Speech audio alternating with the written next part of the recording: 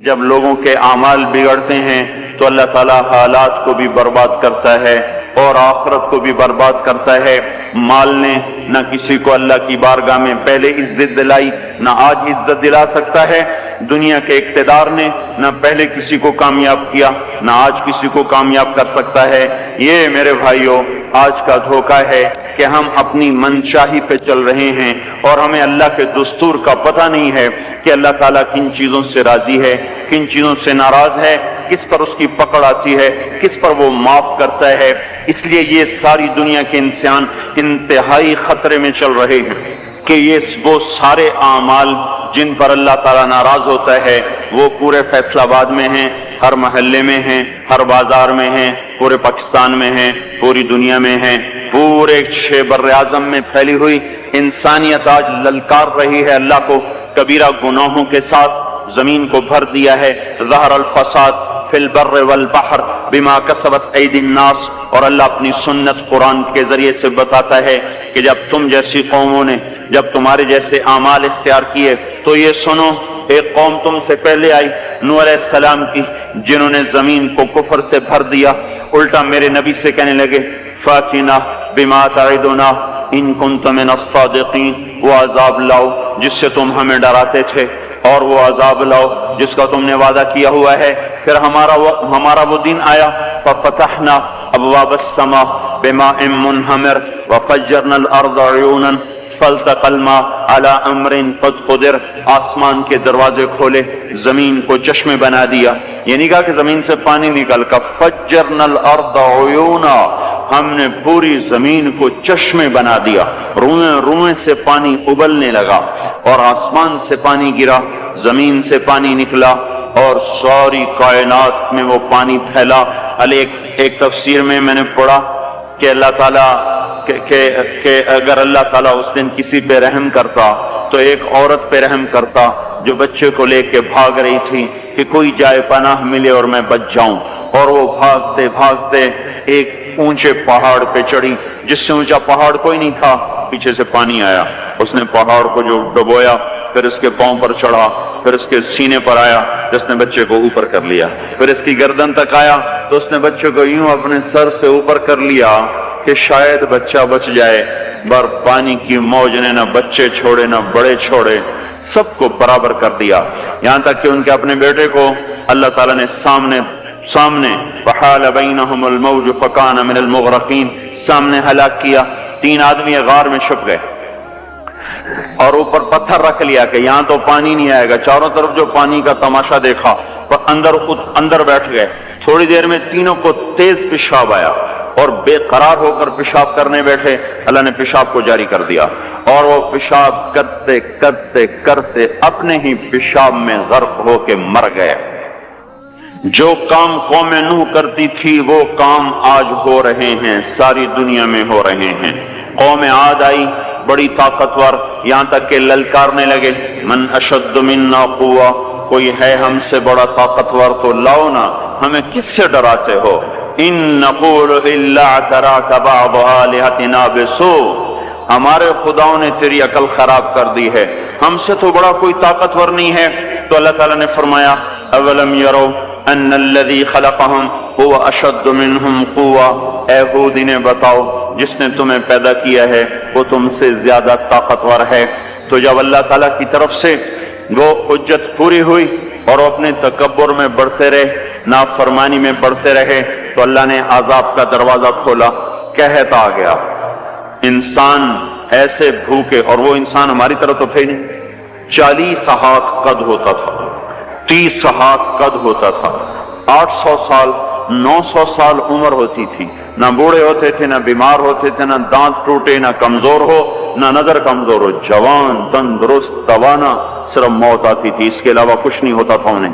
اب ان کے بھوک بھی زیادہ، وہ اپنی ضرورتوں کا غلہ بھی کھا گئے، پھر جہاں حلال بھی کھا گئے، پھر کتے بھی کھا گئے، بلے بھی کھا گئے، چوہے بھی کھا گئے، جو چیز ہاتھ میں آئی سانپ بھی کھا گئے، ہر چیز کھا گئے، پر نہ بارش کا قطرہ گرا، نہ زمین کا دانہ پھوٹا، یہاں کے درخت توڑ توڑ کے ان کے پتے چبا گئے، قحط دور نہ ہوا۔ تو پھر انہیں ایک وفد بھیجا، بیت اللہ بھیجا کہ ہمیں بارش دو. وہ جب مصیبت آتی تو اوپر والے کو پکارتے تھے، جب وہ کام کر دیتا تھا پھر سرکش ہو جاتے تھے، پھر انہیں پتھروں کو پوچھتے تھے. تو اللہ تعالیٰ نے 3 بادل سامنے کیے. آواز آئی ان میں سے ایک کا انتخاب کرو، ایک سفید، ایک سرخ، ایک کالا.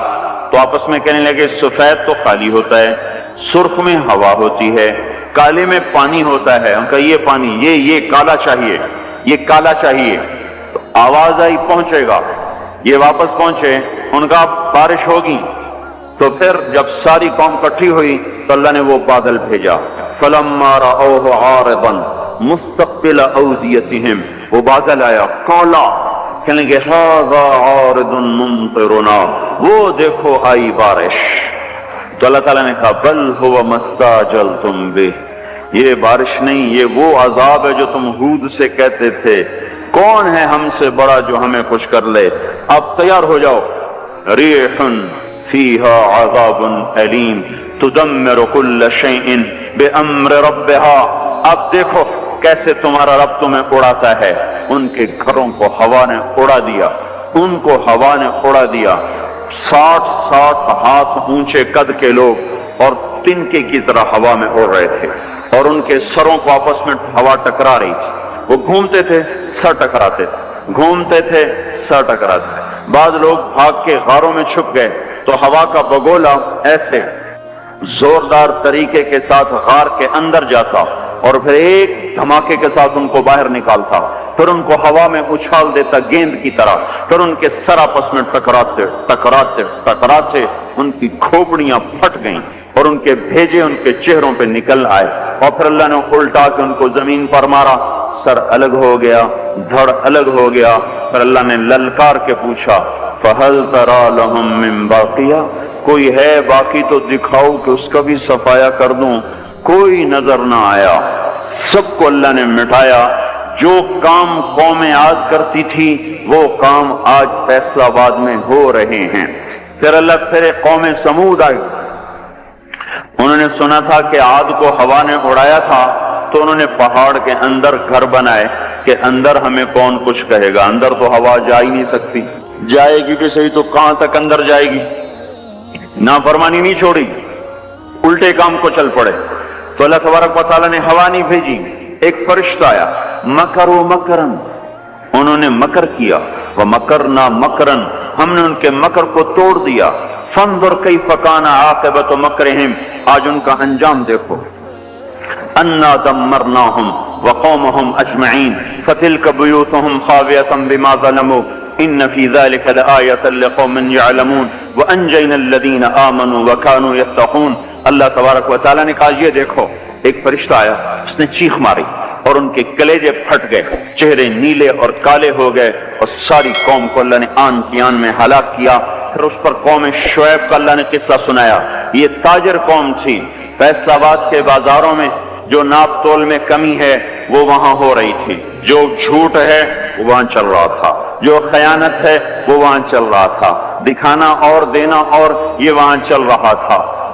تولنے میں زیادہ، ناپنے میں زیادہ، یہ سارا کام جو کچھ ہو رہا ہے وہ وہاں ہوا اور بڑھتا گیا اور بڑھتا گیا، اور ساری دنیا کی تجارت انہوں نے قبضے میں کر لی. اور شعیب علیہ السلام نے کہا کہ بھائی اس سے باز آ جاؤ. اوفوا الکیل وزنوا بالقسطاس المستقیم، صحیح تولو، صحیح ناپو، ناپ تول میں کمی نہ کرو. جواب آیا الصلاۃ تأمرک ان نترک ما یعبد آباؤنا او ان نفعل فی اموالنا ما نشاء انک لانت الحلیم الرشید. اے شعیب بس تم مسجد میں بیٹھ جا، ہمارے کاروبار میں دخل نہ دے. اے تیری نمازیں ہمیں کہتی ہیں کہ ہم باپ دادے کا طریقہ چھوڑیں اور ہم اپنے کاروبار تیرے طریقے پر کریں تو ہم تو بھوکے ہو جائیں. کسی سے آپ کہیں کہ بھائی دیانت سے تجارت کرو، کہے گا مجھے تو بجلی کا بل بھی ادا نہیں ہوگا، میں روٹی کہاں سے کھاؤں. یہ میں نے ایک سے کہا تم ملاوٹ کیوں کرتے ہو، ایک تیل والے سے میں نے کہا تم ملاوٹ کیوں کرتے ہو، کہ اگر ملاوٹ کروں تو ایک ڈرم کے پیچھے 500 روپیہ بچتا ہے اور خالص بیچوں تو 50 روپیہ بچتا ہے، تو 50 روپے سے میرا کیا ہوگا، سبزی گوشت بھی نہیں آتا، اور 500 روپے سے تو کتنا دن گزر جاتے ہیں. تو یہی کچھ قوم شعیب نے کہا کہ الصلاۃ تأمرک ان نترک ما یعبد آباؤنا او ان نفعل فی اموالنا ما نشاء۔ میاں شعیب اپنے گھر بیٹھ جا، ہمیں تیری تبلیغ نہیں چاہیے، ہمیں اپنا کاروبار کرنے دے۔ یہی آج کے بازاروں کے مسلمان کہہ رہے ہیں کہ ہمیں یہ شریعت نہیں منظور، تو کاروبار کیسے ہوگا؟ جھوٹ نہ بولیں تو کام کیسے چلے؟ خیانت نہ کریں تو کام کیسے چلے؟ ناپ تول میں کمی نہ ہو تو کام کیسے چلے؟ اور سودی کام نہ ہو تو کام کیسے چلے؟ بینک نہ ہو تو کام کیسے چلے؟ یہ سارے اعتراضات جو آج کے تاجر کرتے ہیں یا دکاندار کرتے ہیں، یہ سارے اعتراضات شعیب علیہ السلام کی قوم نے کیے کہ پھر کاروبار کیسے چلے گا، پھر منڈیاں کیسے چلیں گی، پھر تجارت کیسے چلے گی؟ تو ہم تو تجارت چلانے نہیں آئے، ہم تو اللہ کو راضی کرنے آئے ہیں۔ اللہ کو راضی کر تو تجارت ٹھپ ہو جائے تو ہو جائے، اور چل پڑے تو برکت۔ سبحان اللہ۔ ہم اس بات کے مکلف نہیں ہیں کہ ہم نے روٹی کھانی ہے اور بچوں کو کھلانی ہے، ہم اس بات کے مکلف ہیں کہ ہم نے اللہ کے حکم کے مطابق کمانا ہے اور اس کے مطابق کھلانا ہے۔ اس میں کچھ بچے گا کھلائیں گے، نہیں بچے گا فاقہ کریں گے، بچوں کو بھی کہیں گے تمہارا باپ تمہیں نہیں دے سکتا، میں تمہاری خاطر دوزخ کی آگ کو برداشت نہیں کر سکتا۔ اللہ کو راضی کرتے ہوئے سب کچھ قربان کرنے کا حکم ہے، یہ نہیں ہے کہ اپنی خواہش پہ حکم قربان ہو، ہمیں یہ حکم ہے کہ میرے حکم پر اپنی خواہش کو قربان کرو۔ قوم شعیب نہ بنے ہمارے بازار، وہ مذاق اڑانے لگے، کاروبار کیسے ہوگا، بچوں کو کہاں سے کھلائیں گے، پھر بھوکے مر جائیں، اسکول کی فیسیں کہاں سے دیں؟ اس زمانے کے تو اسکول نہیں تھے نا، یہ آج کی بات کر رہا ہوں۔ پھر اسکول کی فیسیں کہاں سے دیں، پھر یہ بجلی کے بل کہاں سے دیں؟ اگر سچ پر کمائیں اور دیانتداری سے کمائیں تو روٹی کہاں سے کھائیں؟ یہی شعیب علیہ السلام کی قوم کا جواب تھا۔ پھر کہاں سے کھائیں، پھر کہاں سے کمائیں؟ تو چپ کر کے اپنے نفل پڑھا کیا، اپنی اللہ اللہ کیا کر، ہمارے کاروبار میں دخل نہ کیا دیا کر۔ جیسے ہم نے آج اسلام کو کہا ہوا ہے، مسجد میں آئیں گے تجھے سلام کریں گے، نماز پڑھیں گے، جمعہ پڑھیں گے، پر تو ہمارے بازار میں نہ آنا، کہیں تو ہمیں جھوٹ سے روک دے، بددیانتی سے روک دے، سود سے روک دے، خیانت سے روک دے، تو ہماری تو تجارت ہی ٹھپ ہو جائے گی۔ تو اللہ تبارک و تعالیٰ نے اس قوم پہ 3 عذاب مارے۔ یہ پہلی کافر قومیں تھیں، ان پہ ایک ایک عذاب آیا۔ یہ کافر کے ساتھ بددیانت تھے، لوگوں کا حق بھی لوٹتے تھے، تو اللہ نے ان پہ 3 عذاب مارے۔ اخذتهم الرجفة زلزلہ، اخذ الذین ظلموا الصیحة چیخ، اخذهم عذاب یوم الذلہ بارش۔ کس چیز کی؟ انگاروں کی بارش۔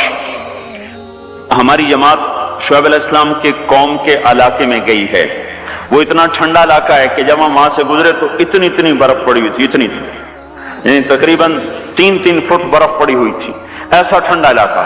اللہ نے ایک گرم ہوا بھیجی، وہ جھلس گئے، تڑپ گئے، آبلے پڑ گئے۔ تو اس کے بعد ایک قدم ہوا ٹھنڈی ہوئی تو سارے بھاگ کے باہر آئے کہ شکر ہے ٹھنڈی ہوا آئی، اوپر سے بادل آیا کہ شکر ہے بادل آیا۔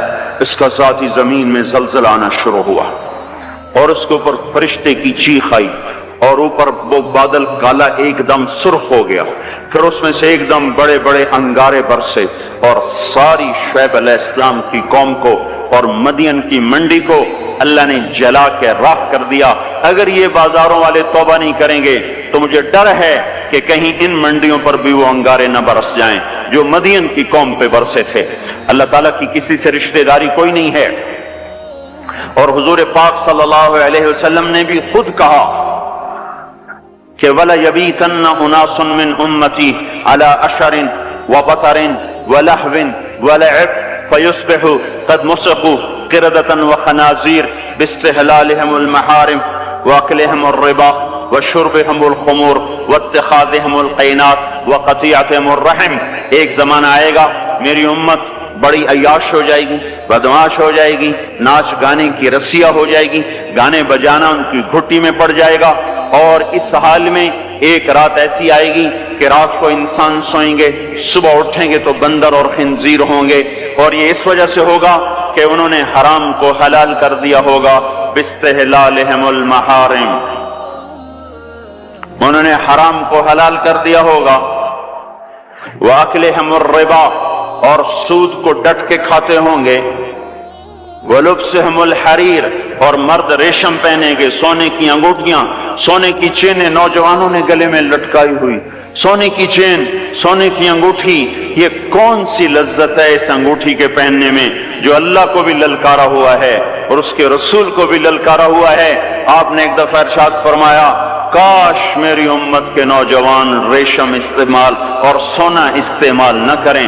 या लैत उम्मती लम तलबस ज़हब, काश कि मेरी उम्मत सोने का इस्तेमाल मत करे। अब बताओ, देखो कितने हैं नौजवान जो ऐसे शौक में, कुछ को पता ही नहीं कि ये इतना बड़ा हराम है, जिनको पता है तो ना अल्लाह का पता है, ना रोकने वाले का पता है, ना उसकी सजा का पता है, लिहाजा चल रही है गाड़ी।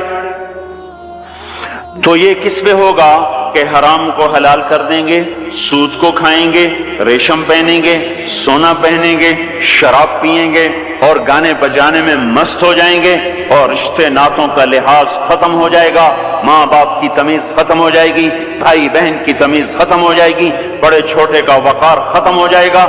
जब ये होगा तो ये भी होगा कि ये बंदर और खिंजीर